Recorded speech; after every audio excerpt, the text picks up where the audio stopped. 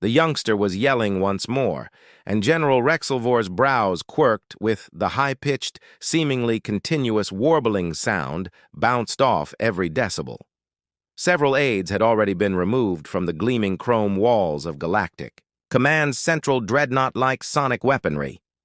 Rexelvor snarled, "This noise," requesting redeployment to more peaceful conflict zones.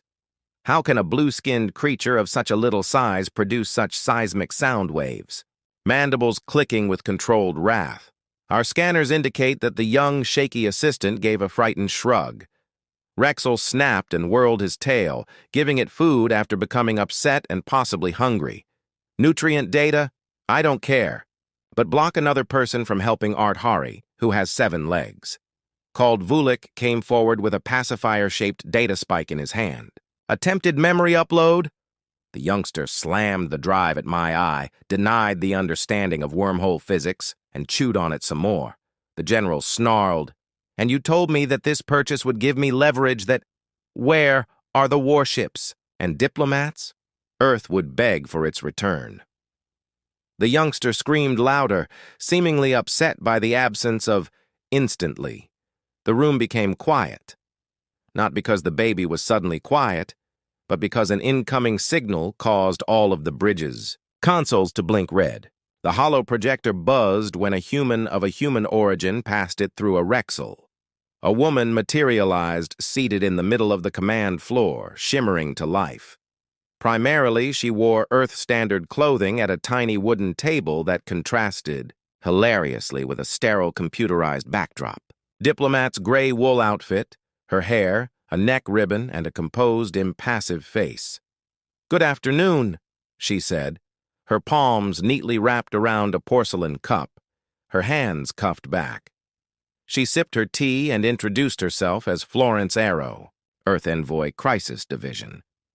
Then returned the Rexel with a kind grin and said, "I think you've taken our child." The sentence was abruptly changed to, "Your primitive escape vessel strayed into our perimeter zone." Although strayed Florence's tone remained friendly, there was a change in her gaze that you intercepted a refugee pod from an Earth-aligned settlement that served as the escape vessel. I was informed that the abduction general had boarded and removed a live infant. Is this not a negotiation chance that has been narrowed down? Humans value diplomacy. Florence remarked softly, "This isn't a negotiation, it's just a courtesy," as he looked at him. Vulik went closer to the screen and called the room shifted. What type of Aza politeness? Florence put down her cup and returned the youngster right away. A species-wide retrieval response will be triggered by you, making the Rexel's tail coil tighter. "I mean something much, much worse," she said. "I mean war, no." Another shriek tore with newfound energy. The infant in a clear stasis cradle cried through the room while an assistant tried to hum. Calming frequencies, the comfort gel in the cradle short-circuited the Rexel and turned to the feed once again. Is this the screaming portion of the danger? Florence grinned once more, seemingly delighted with the student's ask. "No, that's just hunger." Yet she lets it go hungry for a long enough period of time. There was a deep quiet during which the Rexel was bared, and the words drifted like smoke. The Galactic Command is not intimidated by his fangs, and Florence didn't recoil. Of course not. We're quite courteous in that manner. She extended her hand to terminate the transmission. All of the command system's lights blinked for a half-second, restarted, and came back with one file downloaded to the internal column, A coordinates column B species in a mainframe spreadsheet that was accessed using Vulik column D, their latest known attack date. Column C, the number of times they attacked Earth colonies in column E, a field with the label pending the request from Rexel. Now that Florence's voice was pre-recorded and murmured through the speakers, there was no more broadcasts. And as the strain increased over the next few hours, the infant fell asleep, remained erratic, as multiple cops took turns keeping an eye on it. One completely rejected straws and muttered prayers. Locking himself in a sanitation pod, Rexel attempted all possible justifications, including threats, bribes, and even legal ones. None of the gaps produced fruit, and Florence did not reply. Again, without any fanfare, the Earth spacecraft just showed up without making any announcements or decloaking. The sensor grid is big, dark, and strangely quiet. It is neither military nor civilian. Either its setup didn't correspond with any existing databases, or the fleet hurried to react as fighters launched shields and instructions were activated. Barked. But nothing happened until the ship opened a peaceful passage once more. Florence was back, same table, same cup, and a fresh ribbon that says, "Don't fire." "The ship's hull is older than your empire and 10 times more vindictive," she replied gently, adding that we won't be endangered by a Rexel, the extolled babysitter, screamed, "I despise threats," to which Florence retorted, "I prefer soon." A gentle hum started, and every surrounding galactic spacecraft received a rhythmic frequency, a human lullaby, rather than a directive or a hack. Traditional, the sort that was sang over fires that flickered and wooden cradles, yet it was also riddled with binary code, as the first line took 63% of internal nav systems on galactic ships had malfunctioned, and the lullaby officers started to fear as they continued to stare at the sleeping infant, wondering what was going on. He asked that the vessel, Project Cradlefall, stammered while reading data from a faulty feed. According to the human records, the Cradle is a pediatric intervention cruiser. Voice trembling, not even a weapon class, Sir Vulic added. It's worse. Then what type of species sends a child therapist to a conflict zone, believing that children are the target of enforcement through care? Through the rune speakers, the voice of hallowed Florence responded. And who else had lost? There was no need to inquire as to how she was listening, because she was always listening to the lullaby's changing tone. Navigation was halted when all galactic AIs shut down for 5 seconds. The Earth spacecraft did not fire. Instead, it waited until flicker shields dropped armaments. Florence grinned and added, "I know this has been a little overwhelming, so I'll be quick." She then stepped up and lifted the teacup. "You took our infant with such delicate grace that she stepped out of frame." A chart of galactic sectors illuminated in crimson took her place. 1. Sector Gamma is deactivated for an instant without any explosions or warnings. After seeing a recorded human bedtime story in Delta 9, the entire fleet reported that the crew was crying uncontrollably. Officers started reciting Earth nursery rhymes when ships unintentionally met. Power grids failed due to the stress of processing emotions in a new way. Rexel carefully turned to face the youngster who was awake and staring at it on the dreadnought. Then it made a lovely, innocuous sound, but to the general it was he whispered, "Countdown, I want that thing off my ship," but it was too late as the lights went down. The Earth ship docked perfectly. It didn't move quickly or violently. As the doors opened, she entered the dreadnought's hall and blended in like a mother embracing a disobedient kid. Not Florence, another older woman with a steely look and black gloves. Without any armor or weaponry, she exuded power while holding a cuddly bear in one hand and a bottle of something faintly shimmering in the other. Rexel wanted to speak, but the aides froze and no one spoke. "I'm here for the baby," she murmured, but his words were reduced to ash by her gaze. "You'll give him over," she whispered, "or you'll discover what the Vulic is throughout postnatal extraction procedure 42B. Quietly, the woman gave him a leaflet, and the general hesitated for a moment before fainting. When the baby reached for her in its arms, she took it and held it till it stopped. Rexel opened his mouth to object, but she turned to speak, and he started crying. Under the Terran parental overray doctrine, you will be involved in a class action adoption trial, which you do not want that.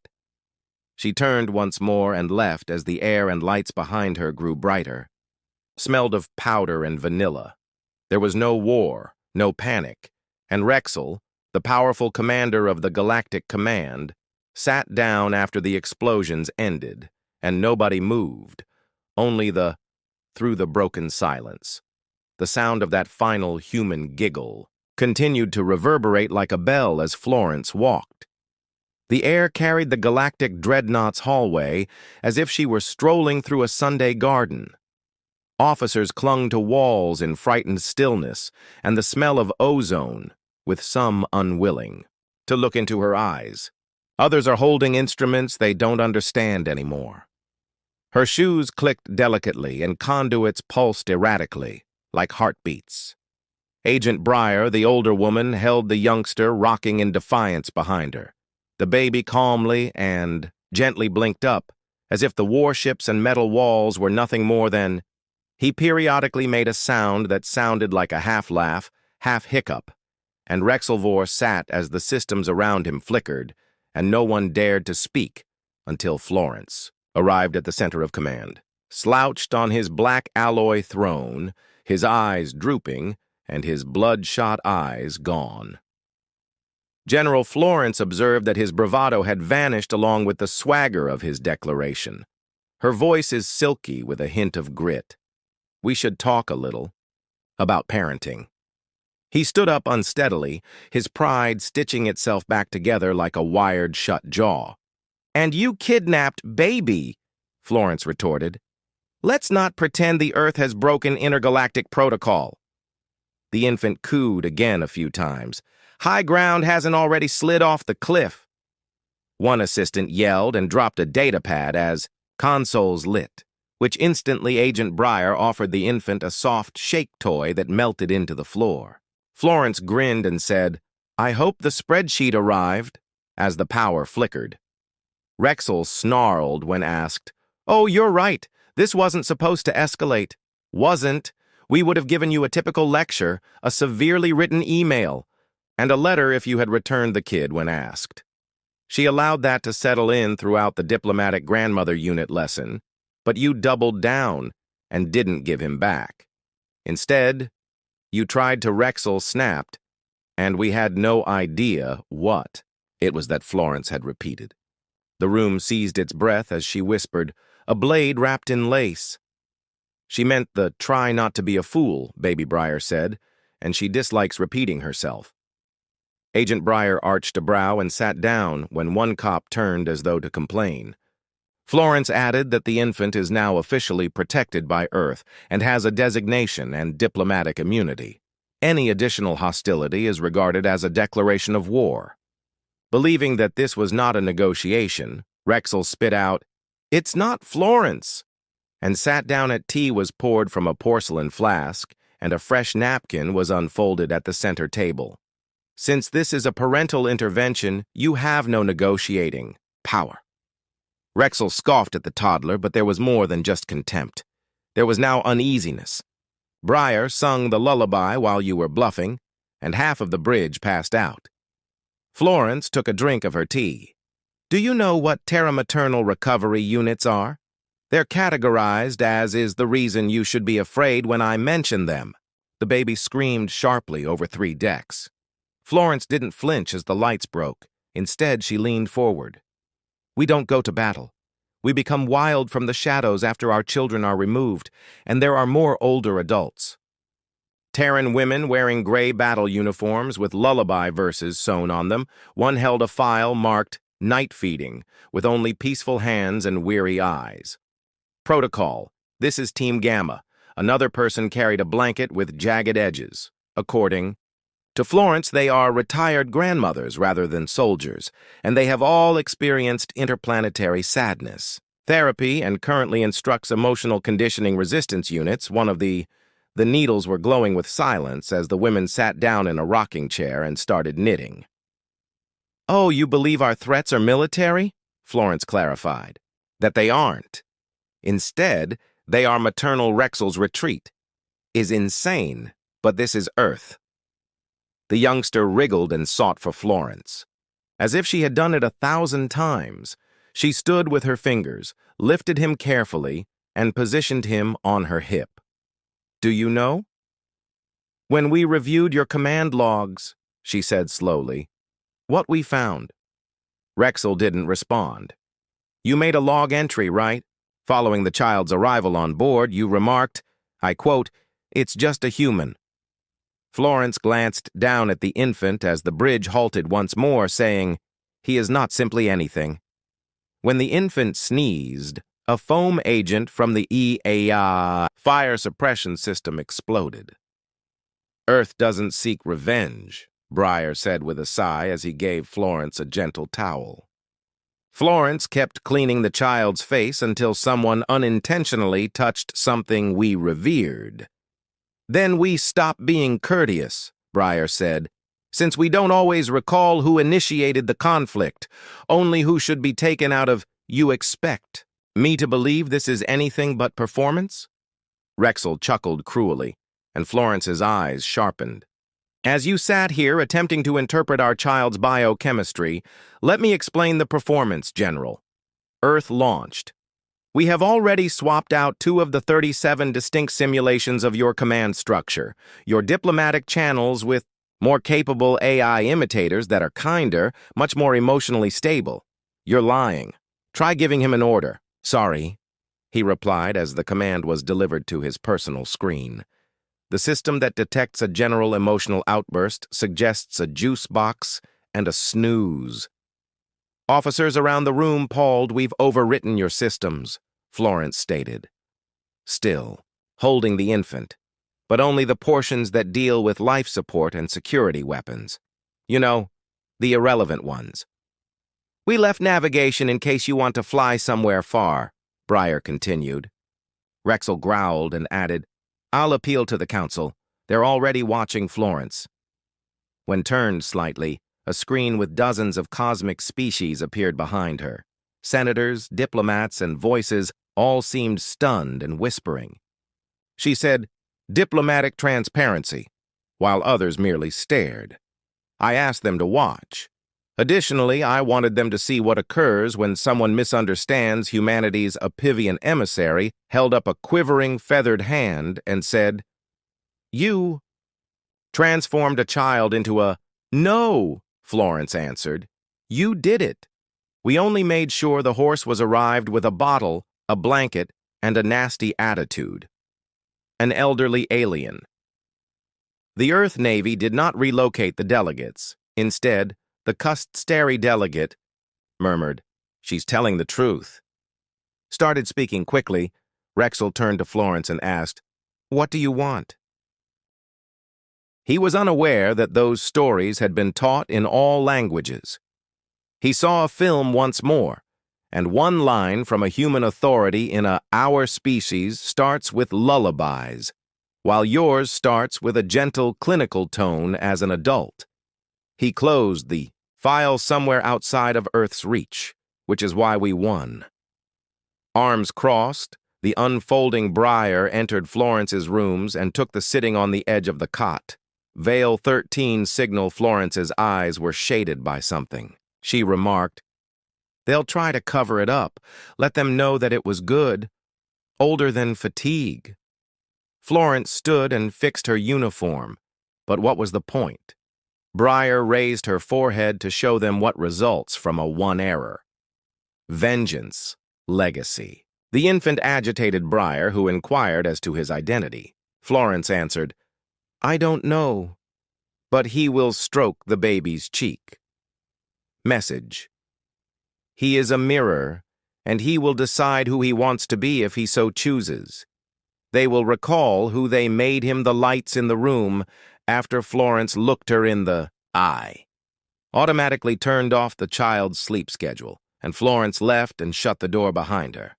A silent alert then spread like a virus across the galactic archives. Project Wardenborn Phase 2 had sealed networks, and a file had triggered itself without anyone. Nobody even remembered what it meant, but Florence was able to access it and had Phase 1 was always Phase 2, and when the dreadnought trembled, it was. A mechanical failure, something worse than an attack, was anticipated. All of the crew members experienced what it was like to be silent before a verdict when the punishment had already been handed down. What's left is the waiting Rexelvor, standing motionless at the viewport, having not he, was observing the Terran ship once more after blinking for more than a minute, but it had not moved. Didn't its mere existence cause the ship's command crew's mental state to spiral out of control the longer it persisted?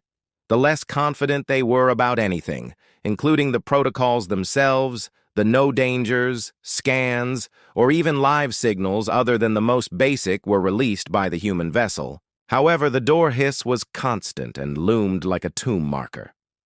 Ambassador Velen walked gently through the opening behind him, her eyes moist from the coolant vapors in the hall. Sunken, not from exhaustion, but because you didn't reply to their most recent message. She claimed that Rexel didn't look. They told her, "This is the last offer." I assume he added, "I know what they said, and you think they'll follow through." Slowly, that I would have ordered the child's return before his cradle cooled if I had known then what I know now. The ambassador came up to you expecting to actually explode anything, but they changed their mind and said they wouldn't. That would be expected. They'll suffocate us in compassion, and in a world where our names are synonymous with extinction, forgiveness will bury us. I don't understand you, Will, in the heart of the Terran vessel. Vellon scowled. Florence Harrow moved slowly, and the hallway adapted to her pace. She wore a new coat, this one black with a faint blue lining engraved with the words, "Lighting," gently ahead of her, dimming behind. Her gaze was devoid of anger as she recovered the names of the colonies she had lost. Agent Breyer stood at the hatch with their arms folded, anticipating that they would answer if Breyer paused before the ship departed with a child and everything we needed. Florence's voice was a whisper. "You don't want war, but you'll fight it anyhow." A call came in just to make sure that nobody else ever needed to see the signal link flicker. His posture was still resigned when the dreadnought Rexel emerged on screen. "Held the command outline and we went over your terms, Florence." Waited. "We agree to one condition, which is that she blinked and that Rexel's jaw tightened. When you give the child back, look me in the eye." There was a pause, and then Florence nodded, docking in 5, and she entered the elevator while holding the infant again. Felt heavier now, both physically and figuratively, as though every moment his presence had been aged by time spent in the care of another species. As soon as she boarded the terrifying ship, quiet fell. No one talked or moved, like wildfire, and the toddler rambled once, seemingly to test the acoustics were flawless, and Florence strode down the hallway like a king with only the weight of before she even reached the command deck hatch. She knew she had won. Rexel Velen and a dozen others were standing as though on trial when it opened, she said. At first, nothing happened. He just stood there quietly. "You're lucky he forgot." This Rexel nodded, "But we'll take it a step farther and put the kid in." She brought a little exquisite cradle that was handcrafted from silk and carbon steel braids. Uncompromising, she added, "He will be sent to Earth and nurtured by his people, but we shall bear this Rexel. Oh no, you'll answer for it." He looked up, and Florence held up a gadget. This flat panel has a sigil embedded in it that is not recognizable to galactic archives.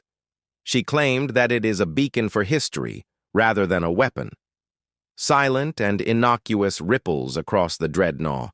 But outside, across the thousands of systems, beacons that were mounted on outpost satellites answered. Now that they were all revived, the forgotten moons all started broadcasting a single story. Tale of a child's rescue and eventual admission that we've made your shame. Not to punish you in order to stop the next you, Florence stated of Rexel's immortality. "Why do you do this?" he inquired as his hands slowly relaxed after curling into fists. Unblinkingly, she addressed his gaze and said, "Why not annihilate us outright?" "Because you made," the youngster whispered in his sleep. "We made the mistake of believing that destruction is the worst thing we can do." Florence leaned. She lowered herself and said something too soft for anybody else to hear, then got up and moved away, saying, "You don't understand our forgiveness," she shouted over her shoulder. "You get our memory." Velon moved forward as she got closer to the docking ramp. He recalled that Florence continued to walk, while everyone else would be on the Agent Breyer joined Earthship Florence as she took her spot on the observation deck. "Do you think they'll retaliate?" "They won't. Dare," Florence answered, continuing to sip her black coffee as if it were armor. "Not because they're scared, but rather because they're exhausted."